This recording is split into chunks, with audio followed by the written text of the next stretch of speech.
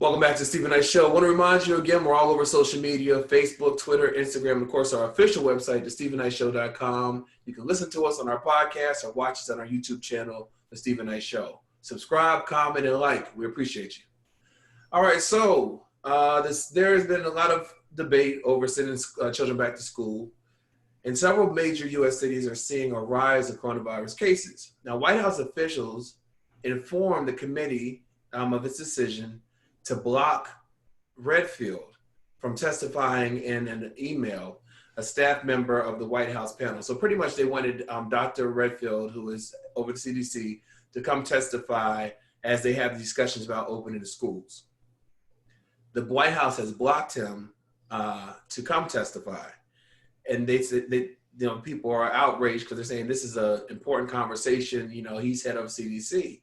But then the CDC, well, it wasn't the CDC, the people who are requesting him to testify, they said that they didn't really need him to testify, need someone from the CDC. But the White House has not commented on that, and they will not allow him to go testify with this committee to help in determining whether or not it's safe for children to go back to school and what recommendations.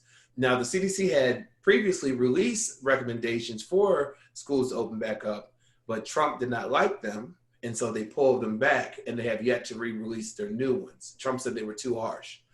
So, again, it goes back to not being able to trust the government. Ms. Parker, does this surprise you? Yeah, I mean, it's the same thing we talked about in the beginning of our program about, should kids go back to school? This is just, a part of that. Why would you send your children back to school when you can't even trust the government to have a dialogue about the safety of, of the environment your children's going to be back into? It's just nothing the government does is consistently in line with communicating the truth to us. So I just find it draining. I don't pay attention to it. I just literally have just disconnected myself from it. Yeah. Nair? Does it surprise me? No. Not at all. Not at all. Yeah. Michael Jackson said it best. They don't really care about us. They don't really care about us. You got a lot of quotes today, don't you? Oh, yeah. I always have quotes. That's every day. But no, I mean, it's sad that you can't trust your own leaders. Right. They're hiding information for their own agenda. Yeah. Mm-hmm. Well, remember when Monique was offered to do the comedy special on Netflix, and she turned it down because of the money was not right. Netflix did not want to negotiate with her after she publicly spoke on the situation, because she was offered, I think, hundreds of thousands, while Amy Schumer was offered like millions to do it. And of course, we already know like Chris Rock and others like that, they get high dollar. Well, the U.S. District Court has ruled in Monique's favor. They said that she has presented enough evidence against Netflix to take the streaming powerhouse to trial for discrimination and racial bias. The plaintiff, Monique Hicks, alleges that after she publicly expressed her dissatisfaction with Netflix's initial offer, the streaming titan refused to negotiate higher compensation. And so pretty much what this court is saying that that's retaliation, and that there's certain things where they could have just dropped the deal, but because she spoke out about it, that's not one of those instances. And so now she can have her day in court with Netflix, because they should have come back and negotiated with her. Even if they didn't give her what she wanted, that should have been the action. Now, Netflix reached out to Monique to pitch her show, as we know. However, the Oscar Award winner felt disrespected by the offer, and the streaming company presented her. She and her management rejected the offer, insisted that she should be compensated similarly to the white female comedians who are paid substantially more. What do you think about Monique winning this case? Was she right all along? What were your thoughts, Parker? If you remember when we had this initial discussion, I never thought Monique was wrong, because I have been through the EEOC with an employer as well. Yeah. And I understand that in my environment and in my career, I know that women get offered less. I recently had to go through this situation where I fought for an employee to be paid close to what a male employee or counterpart with the exact same experience is being offered, almost 10 grand more than her. And so that's something I'm very mindful of. Not only race, but also gender plays a big role in employment in America in all industries. And so I was always for what she stood for, as far as like being paid equally and being fair. My issue with Monique during that period was I felt like you don't have to knock other people down to make your point. You don't have to make other people's an example of why they're less than and why you deserve it. If you're a person who is deserving of your pay, stand on that. Stand on your own qualifications and say, you know what, I've done this, and that, and I deserve to be paid. But you shouldn't say, that person don't have an Oscar. Why are they getting more than me? I'm the only female to have an Oscar. Or, whatever it is. I just think that part of it was just so distasteful, but I think that's her personality, right? I think she's a person who is a reactive person. So she doesn't think through how she's going to react to things. She's a very fiery person. That's always my issue with her. She went on a name shaming, tour. I felt she was making her point about being paid equally. That got buried, right? Because it was so sensationalized with the names that she was dropping, how much they got paid and how they didn't qualify to be paid that much, that her real cause really got overshadowed. She lost it. You know what I mean? She lost the public's opinion battle in that. But I've always thought she had a legal case. Now you? Yeah, I'm happy she's still moving forward with this, still going at it. And I think some light will be shed on some of their practices and what has actually happened with this particular, right, isolated situation. It may open the door for some other opportunities for others who have been discriminated against and can, come forward now and in the future if that happens. So I'm happy to see it moving forward, and that someone has a judge is a judge, correct? Yeah. Has given her this opportunity to move this thing forward in the formal way.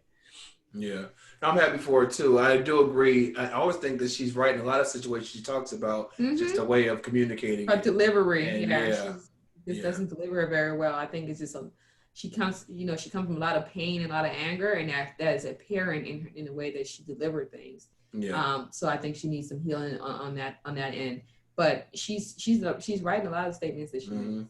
Yeah. I think Steve Harvey even said that. I think I remember seeing him sit down with her and he said, yeah, you were right, but it's the way you delivered it. I think he actually made a statement like somewhere around that. Yeah, I agree. Yeah. Congrats to her.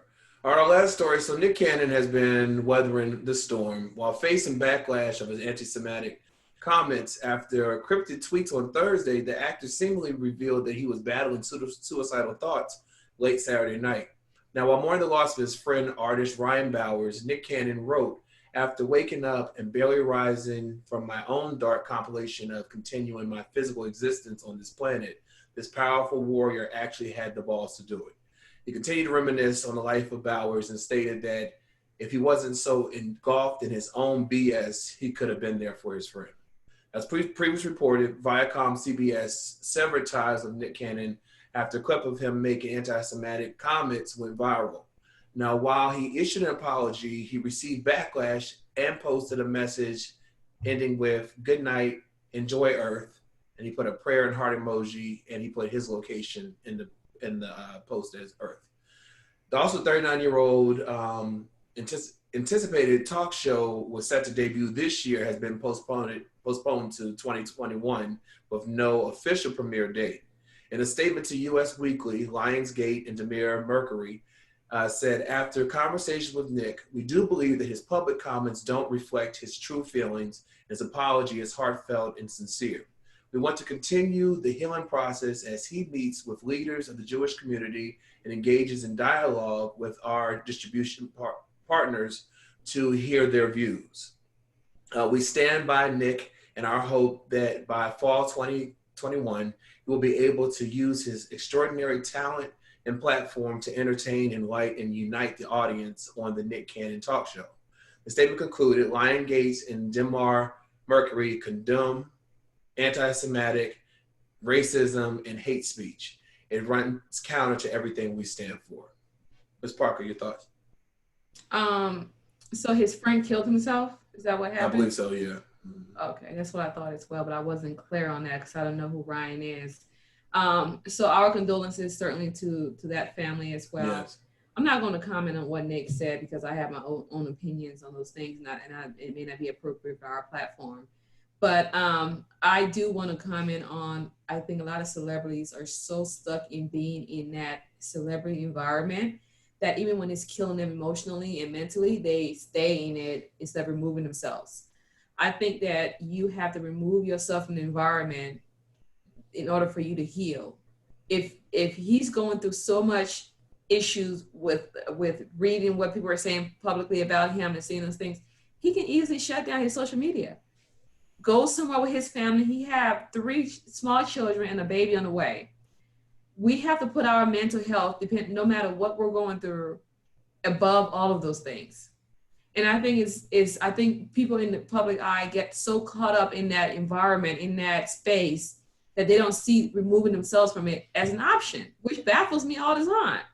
It's like you're dying, but you're still on social media. Like you're dying inside, but you're still posting. And I like Nick. I like a lot of what he stands for. I think he is for our people. I think he has added a lot of value and a lot of conversations that needed to be had to our conversation. But I think that him as a person, he needs to remove himself for a while from all of this and get some healing before he can come back and be, because his kids needs him.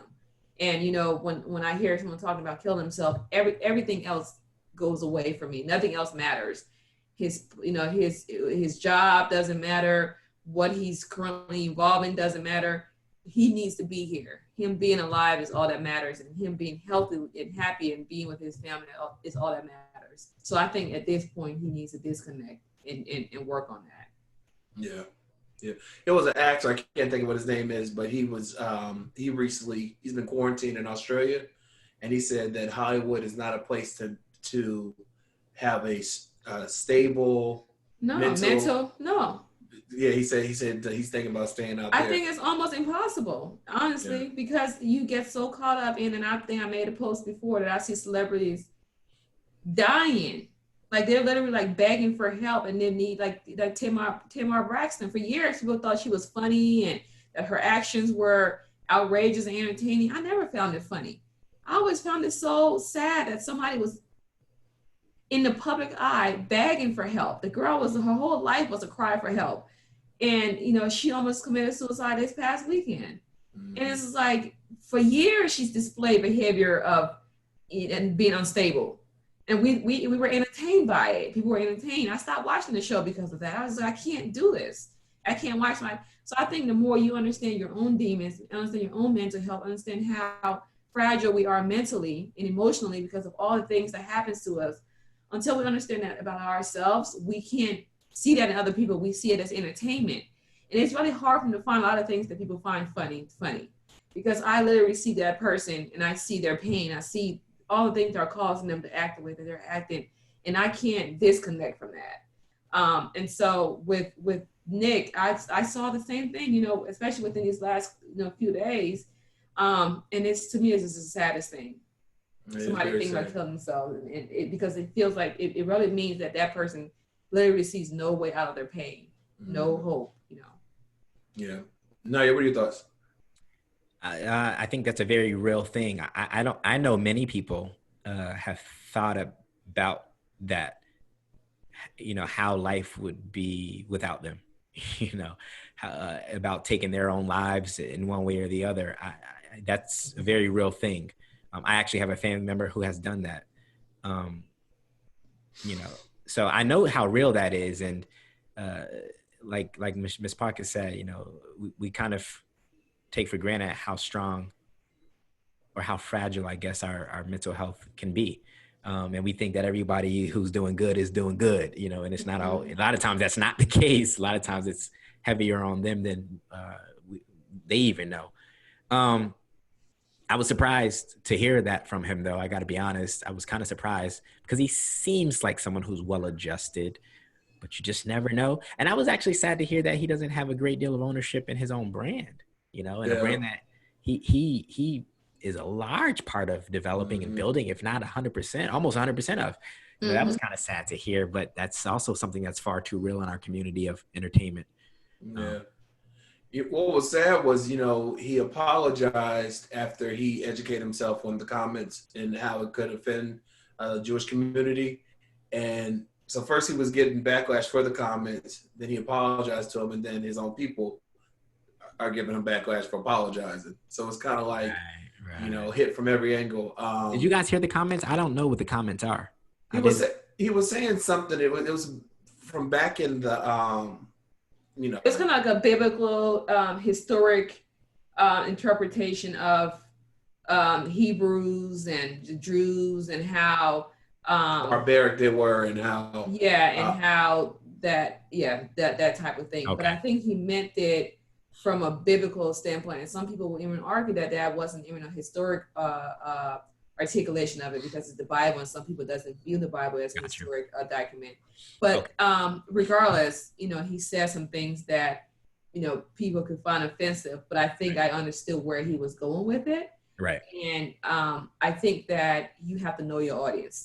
That's and you have to know your audience, and at this point, the Jewish community has been very supportive in modern years of African Americans and our struggles, and so it felt like it was a divide for people who are trying to be allies. I think that's why he got the backlash, and then just in the climate we're in with the racial divide in this country, and so I think it was right for him to apologize, just because if he offended. Yeah. But he could have clarified what he meant.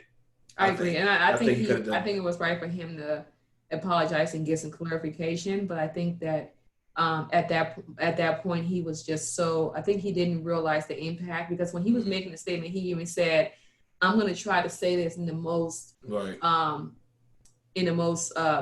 correct way." He was being mindful of his words, but I just don't think that this was the climate or the time and place for him to have that conversation. Some conversations should be had in private. Those are things that if you have a group of friends that are like-minded, you guys have those conversations, yeah. But I think some conversations, everything you think doesn't need to be said. But I think he was genuinely hurt by the fact that he offended so many people. And then when he made the apology, he didn't address the fact that, what I really meant. And I think that's why, but I think us too can be really hard on each other. And the Black community was like, why is he apologizing? He didn't really explain why he was apologizing. He was like, I'm sorry that I hurt people. But I do think when you hurt somebody, it doesn't matter why you did it. You should say sorry. Yeah, I agree. Well, let's leave it there. Before we go, congratulations to Nicki Minaj, who announced via IG that she and her husband, Kenneth Petty, are pregnant with their first child. So congratulations to them. I found out right before I got on the call on the show today. I don't know where I was this weekend, but I remember seeing the picture, briefly, and I didn't even know who it was, and I flipped through, and then today, right before I got on the call, I was going through my phone. There was a meme talking about stop posting Nicki Minaj pregnancy pictures, and I was like, she's pregnant. Yeah. So I went on her page. She looks gorgeous. I love how pregnant women look. So. It's been in rumor for a while. So weird people always touching people's belly in public. So I was like, oh, she looks so pretty. But congratulations. Yeah, congratulations. All right, well, Ms. Parker, I'll see you in Mental Health Mondays. Now I'll see you next week. Right back after this. See ya.